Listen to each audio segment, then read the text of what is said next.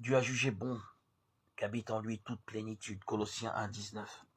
De la ville de Colosse à l'ouest de la Turquie, il ne reste rien aujourd'hui qu'un mamelon de verdure. Les tremblements de terre sont passés par là, dont un du vivant de l'apôtre Paul en 61 de notre ère.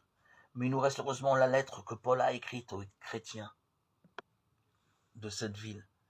Elle est courte, 4 chapitres seulement comparés aux 16 de la lettre aux Romains et de la première aux Corinthiens, mais d'une très grande richesse. Paul est en prison, on ne sait pas dans quelle ville puisqu'il a connu plusieurs emprisonnements, mais il a reçu de mauvaises nouvelles et il est visiblement inquiet des dérives idéologiques possibles de cette petite communauté chapitrée par des prédicateurs dont il se méfie. Pour commencer, il invite les Colossiens à contempler avec lui la merveille du projet de Dieu, ce qu'il appelle le mystère, caché depuis toujours à toutes les générations, mais qui maintenant a été manifesté à ceux qu'il a sanctifiés. Cela nous vaut une hymne admirable sur le Christ, l'image du Dieu invisible, le premier-né, avant toute créature. Les êtres visibles et invisibles, tout est créé par lui et pour lui. Paul nous fait ainsi découvrir ce que nous osons à peine croire, la profonde solidarité de toute l'humanité en Jésus-Christ.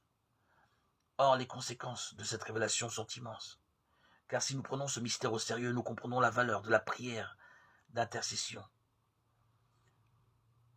Comment dès lors ne pas vouloir nous y engager résolument et prier de toutes nos forces tous les jours pour nos frères humains, répartis à travers le monde dans la diversité des nombreuses églises